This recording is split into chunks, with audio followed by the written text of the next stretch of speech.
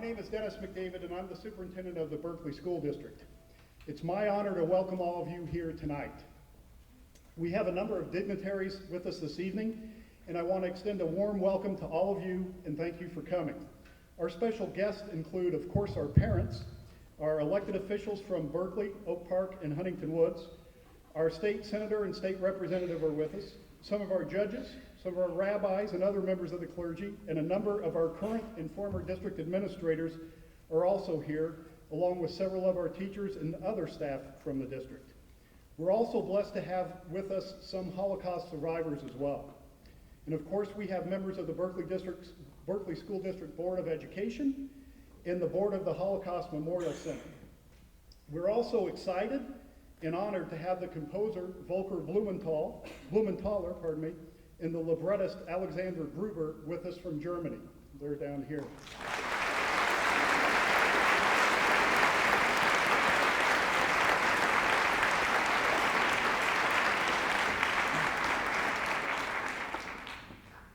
They flew in from Europe yesterday and spent a good day of the day today at rehearsal and working with the orchestra and choir.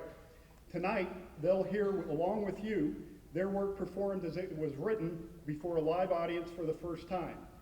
It's worth noting that this is not just the American premiere of this work, but it's the world premiere with a full orchestra.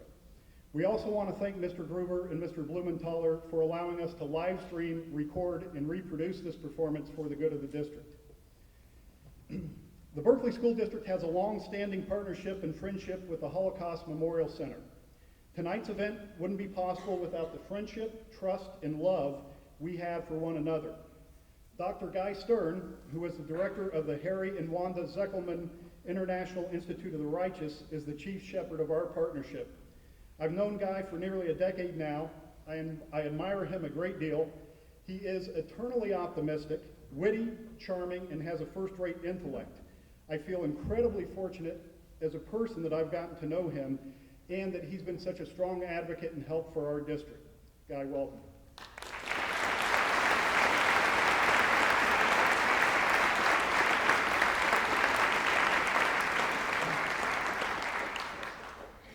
Over this year, I've also gotten to know Mr. Stephen Goldman, who's the executive director of the center.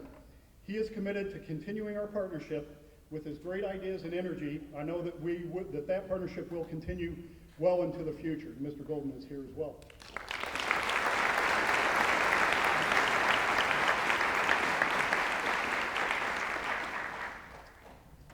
This evening, I would be remiss and feel as though I were doing our students a disservice if I didn't touch briefly on the state of education in Michigan.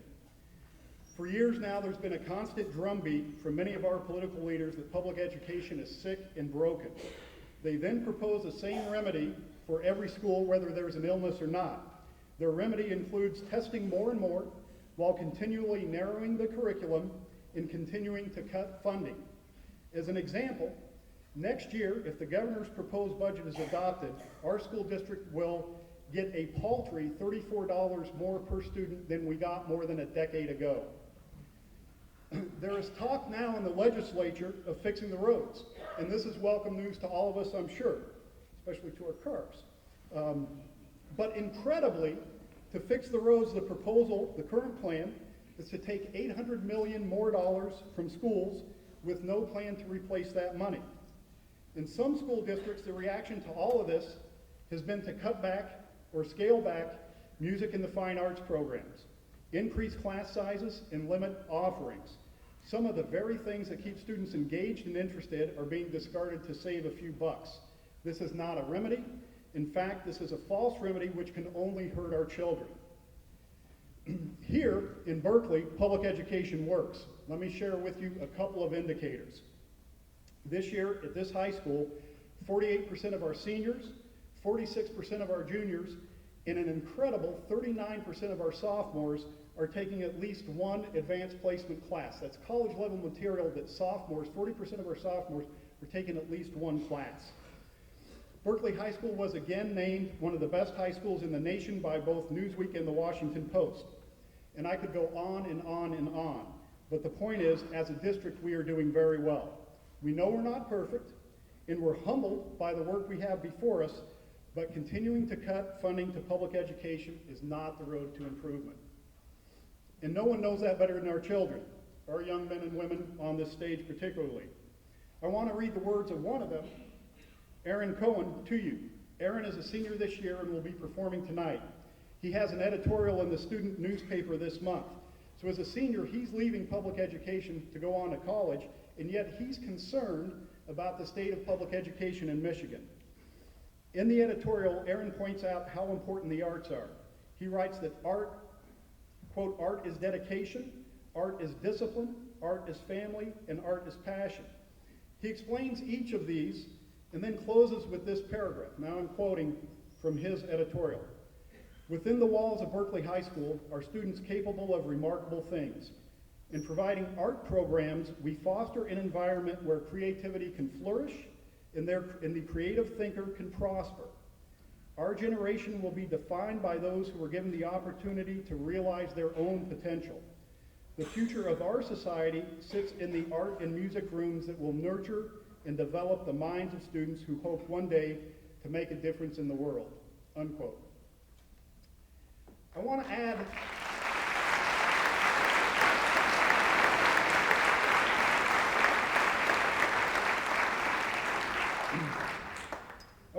briefly to Aaron's thoughts, because for many students, it's the arts. For some others, it may be athletics. For some others, it may be that English class or that chemistry class or that physics class or that math class. And that's why a broad, rich, and diverse curriculum is so important to not only to our students, but to our future as a state and a nation. So tonight, as you listen to this performance, and in the days to come, I hope that you will ask yourself if these students would be better off without band, orchestra, or choir. Would this school and our school district be better off? Would the community be better off? Would any of us be better off if these students were exposed to a rigorous music curriculum? In Berkeley, we're committed to educating the whole child. We believe that students in the community are enriched and ennobled when they are exposed to and participate in events like this one we're participating in tonight, and drama and band and the other arts. We're committed to providing our students a broad, rich, and diverse curriculum which allows them to develop and pursue their own interests, passions, and talents. We believe that it is better for them, better for our community, and better for the state when they're allowed to do these things. I hope that you'll agree with us and work with us for all the students in the state. I want to quickly, but deeply and sincerely thank Principal Mr. Randy Gow for his work on this project and for his work on behalf of all of our children. I also want to thank Mrs. Jessica Stilger for all of her work to pull this huge undertaking together. I also want to thank our instructors, our conductor, Mr. John Robertson, our choir director, Ms. Julie Ann Smith. They have worked ceaselessly and lovingly on this project. And finally, I want to thank our students. From the moment they heard about the project, they embraced it with passion, enthusiasm, and dedication. And we're extremely proud of all of them and your performance tonight and for all that you do.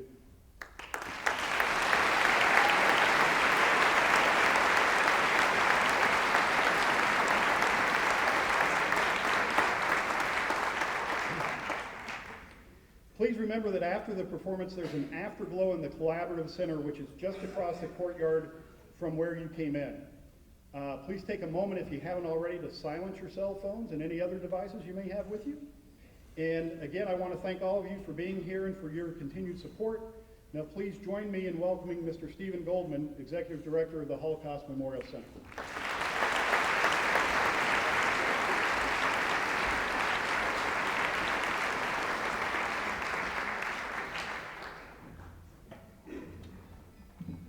Thank you, Dennis.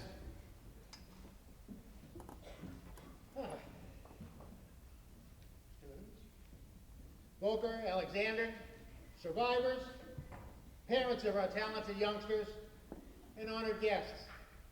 I'm Stephen Goldman, Executive Director of the Holocaust Memorial Center, Zeckelman Family Campus. And we are proud to be able to bring this program to our community and to collaborate once again with the Berkley School District, Berkley High School, its teachers, its students, and present this American premiere of Mein Name ist Anne Frank. My name is Anne Frank. For us, this is merely the first event in a summer of special events to showcase the Holocaust Memorial Centers, having been awarded by the Anne Frank Stichting, the foundation in Amsterdam, one of only 11 chestnut tree saplings to have been grown from the one upon which Anne gazed as she wrote her timeless diary.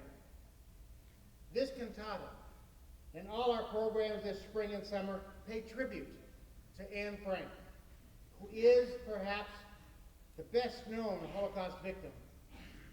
Her brief life and her diary, which has introduced this young woman to so many people around the world, is her eternal message of hope. This evening's performance will showcase not only this unique new piece of music, but the best of what our children and our society can do. The Berkley High School a cappella choir and the orchestra, with members from all backgrounds, religions, races, and ethnicities, have worked together, as we all must, to do what we can to bring an end to racism, discrimination, and ultimately, genocide. My friends, tonight we gather here to celebrate these children, to remember the 1.5 million children who died or were murdered in the Holocaust, and to remind us of the plight of so many of our children around the world today. As we pay tribute to one child, Anne Frank, whose life was snuffed out by the worst of which humanity is capable, yet whose words live on to show us, as she said, quote, how wonderful it is that nobody need wait a single moment before starting to improve the world.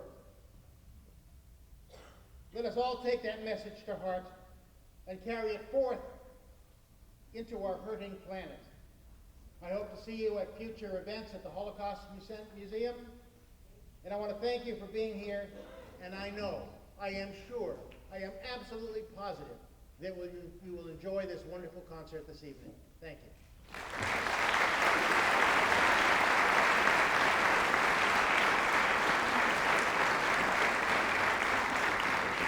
And now it's my great pleasure and honor to present Dr. Guy Stern, my friend, my colleague, and a friend to the Berkley School District.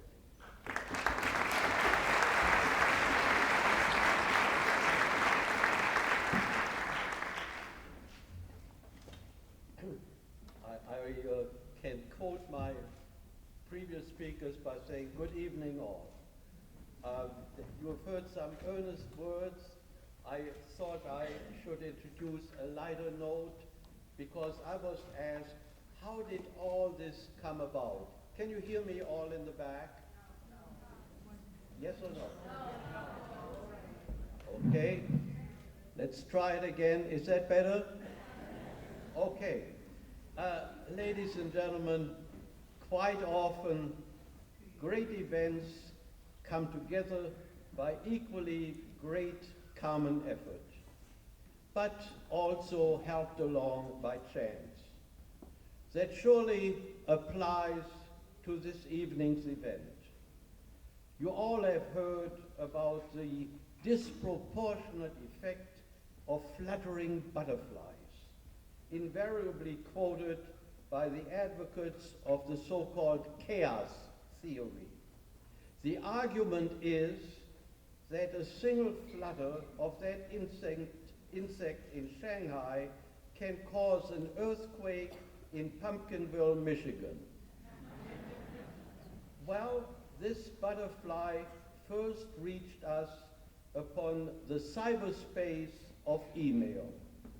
About 2 years ago, I got an email from a friend and colleague, Professor Wolfgang Kempel of Germany. It said, Guy, you wrote me that the director of your museum wants to hold a series of events around the planting of a sapling from Anne Frank's chestnut tree. Yes, I said, our museum won a competition for one of the saplings. And then that colleague burst out with his news.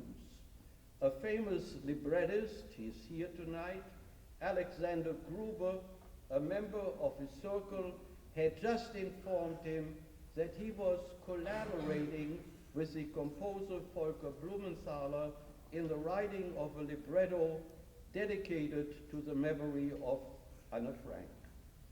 That ubiquitous butterfly then fixed it that Susanne, my wife, and I would be visiting relatives of hers in Nuremberg, where Volker Blumenthaler holds a professorship at the Music Academy.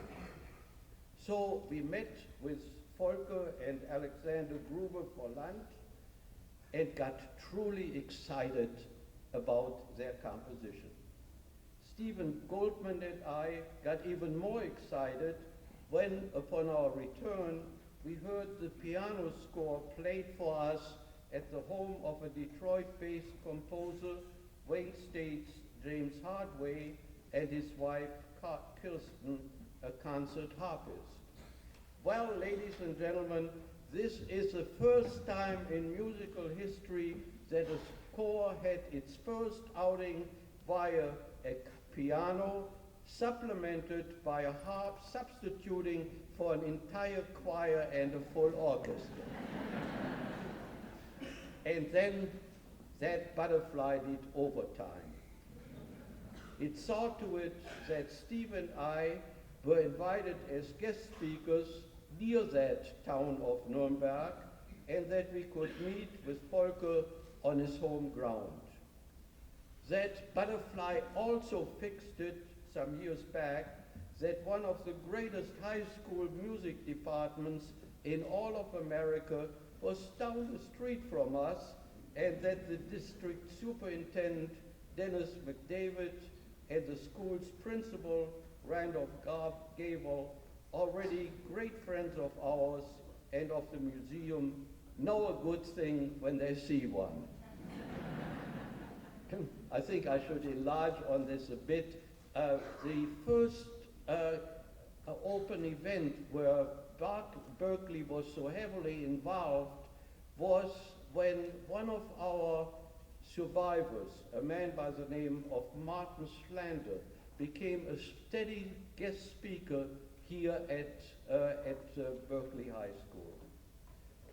We thank, in short, those two knowledgeable administrators, the choir conductor, Julie Smith, and the orchestra director, John Robertson, the students of the choir and the orchestra for their absolute professionalism, and of course, the artists and soloists, Penny Steyer and Dan Gross, and that smooth-running team at the Holocaust Center.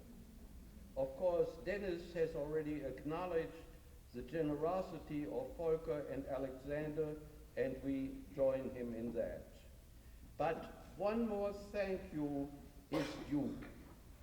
Would that indefatigable butterfly please stand up? Well, I'm looking around. Where's that? Yeah? Oh, thank you. Oh. Whoops. I've just been handed a note. It says that our butterfly is already fluttering elsewhere, trying to put this entire event on the road. It wouldn't surprise me one bit if that Papillion, that's its Latin name, would make that dream come true as well. Ladies and gentlemen, thank you, and it's my pleasure now to bring you Mr. Gruber, who wrote the libretto for this cantata. Ladies and gentlemen, our visitors from abroad, both will come to the podium.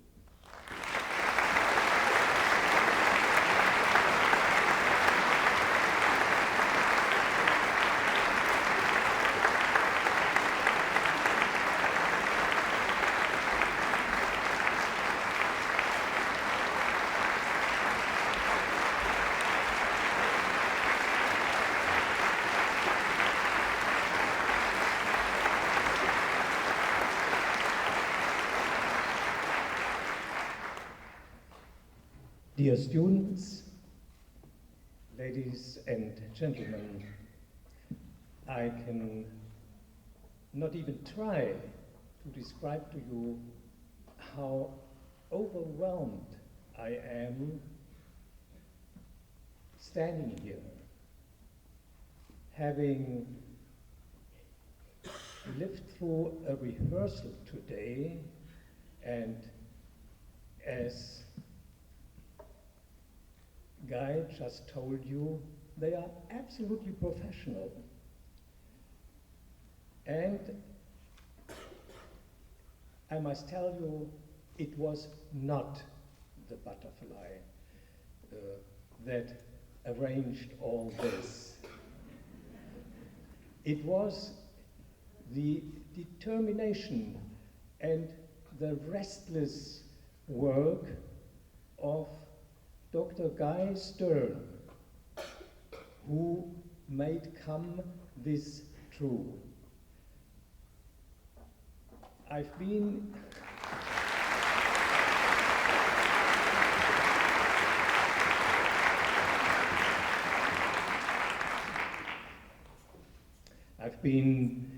today just for a short time in the Holocaust Museum here, and I was really greatly impressed.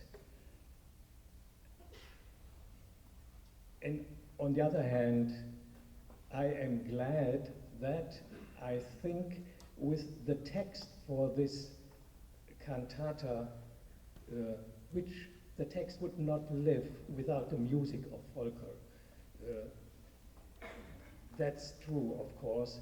And when he asked me, would I write a text for him that is concerned with Anne Frank, of course, I did not hesitate a second. I just said yes and started up. I didn't have to read the diary of Anne Frank because when I was a pupil at school, I already had read it, and I have read it several times during my life. And I thought, when I was young, this was a book I had to read, I had to reread, but what is with the young people today? Will they still hear the voice of Anne Frank that is in this book documented? And that was the beginning for the text of the cantata. My name is Anne Frank, and she is telling the young people of today, what happened to her. And this is what now can be heard in the cantata. But not alone this. Also, there are survivors of the horror of the Holocaust, and there's one survivor who is responsible that the diary of Anne Frank has been published. It's her father, Otto Frank, and he has really heavy thoughts about the present and the future. So this also is formulated in the text of the cantata. But we hear at the end the voice of Anne. She is quoting of a text in the book of Kings in the Old Testament. King Solomon gets a heart that is a listening heart. And that is what Anne Frank, in the whole of her diary, is telling everybody today, young or old. get a listening heart, and you will be able to work, you will be able to know, you will be able to love. That is what I wanted to express with the text in this cantata. And I think you will be as impressed by what you hear from these artists. Thank you.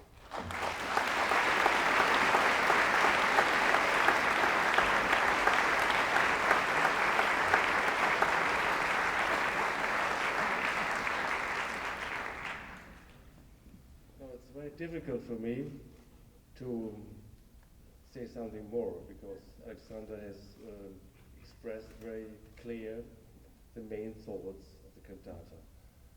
What I can say is that when I have heard the first performance in Germany and the young audience was asked about their feelings, these students have said, history is mostly very abstract and distant, but in this case, the music, the text, and the performance, young students in the choir and piano players have brought them this very serious theme, the life of Anne Frank, very, very close to them, and it was a deep moment of impression and emotion to them to listen this music, which sometimes may be very strange to them, but it was a kind of deep experience when history and a personal young girl, Mrs. Anne Frank, came together as a life.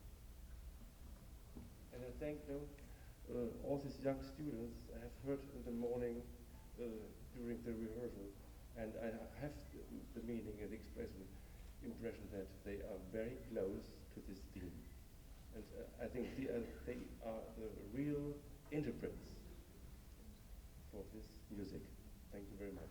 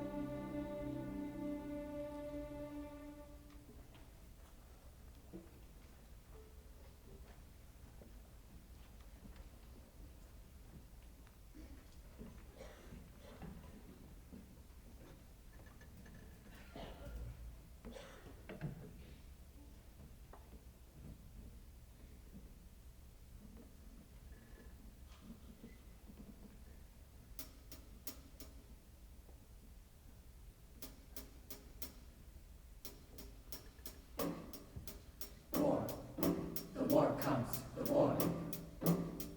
Yes, war, out of Germany. Aus Deutschland, Rotterdam devastated. The Queen, she flees. The Wehrmacht marches through Amsterdam. Tin hats, top boots, death in their eyes. War, the war comes, the war, out of Deutschland.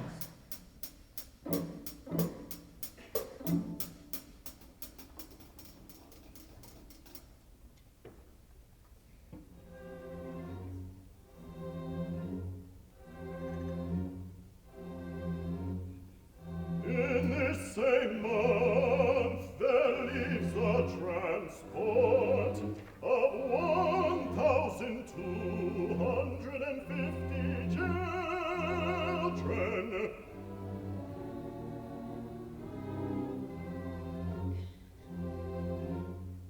And goes east to Sobibor, goes to destruction.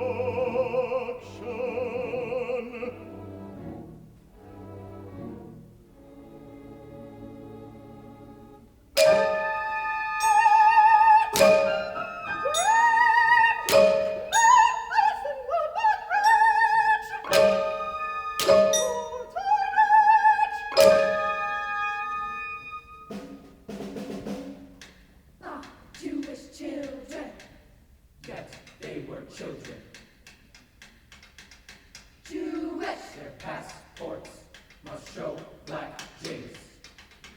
Jewish. Their stars, yellow, sewing on their breasts. Jewish. They may not ride a cycle, nor go by tram, nor take a bus.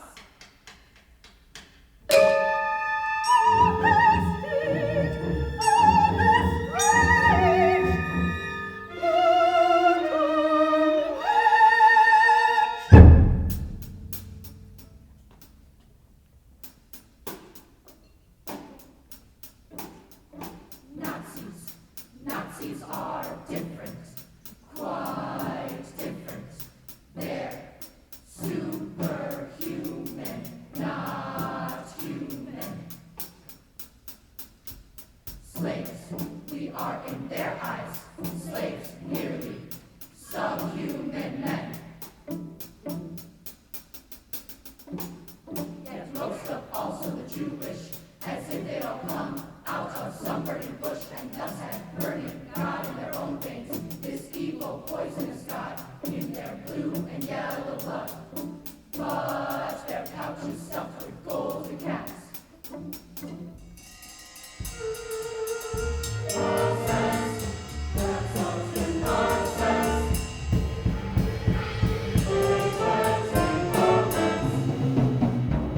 This Nazi nonsense seems to hide us nothing.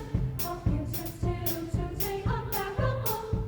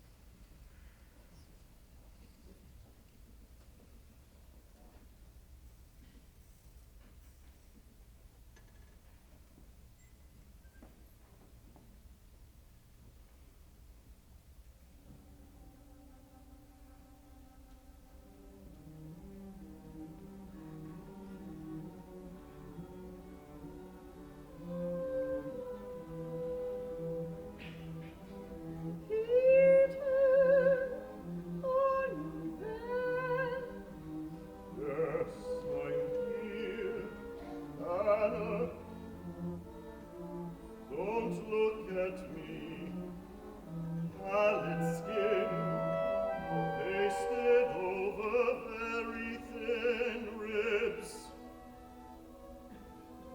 Gray are my lips, as gray as martles and stone walls. I see. I'm lying here, dying, and the war is over. One mere day too late, for my freedom. One day too late in this inferno.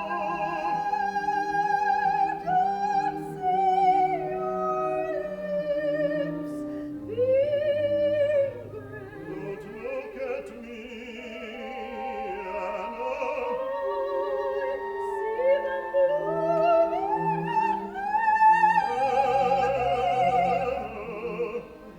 Anna.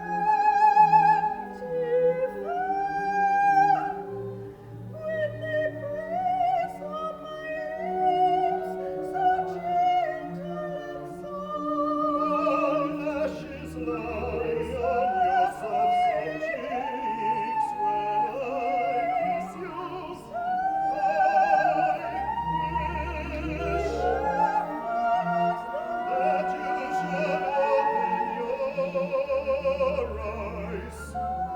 Oh, then I feel the pulse of your heart so sweetly against my own. I'm strumming the strings of my guitar so softly, just for you, waiting for you.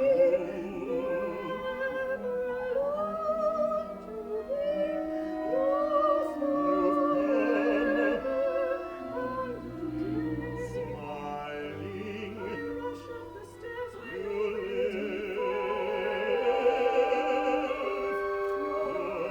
Here smiling, you're alive.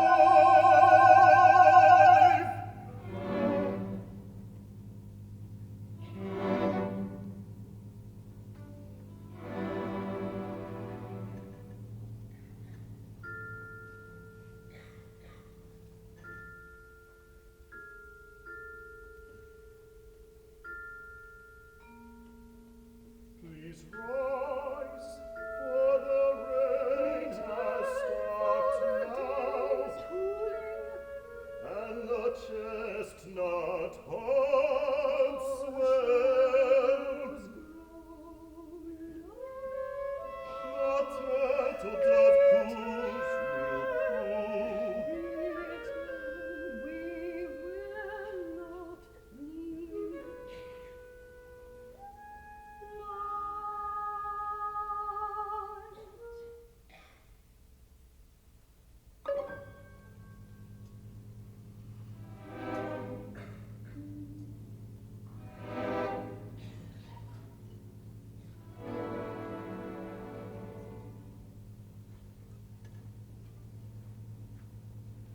Oh, but the watchmen are here.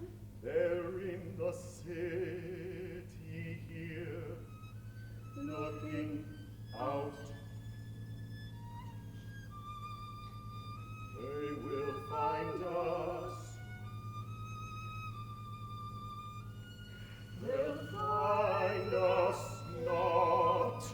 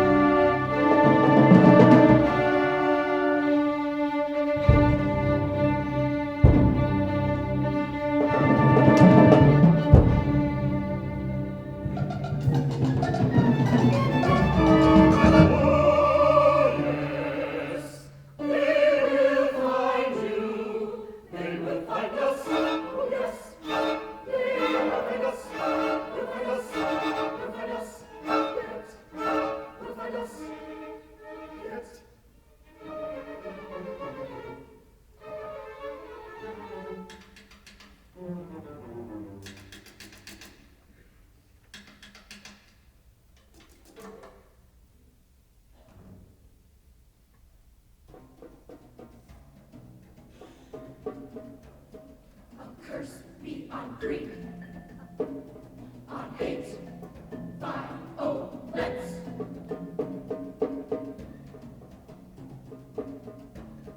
A curse be on war, a curse and twofold a curse. Curse, curse on war, curse, eternal curse.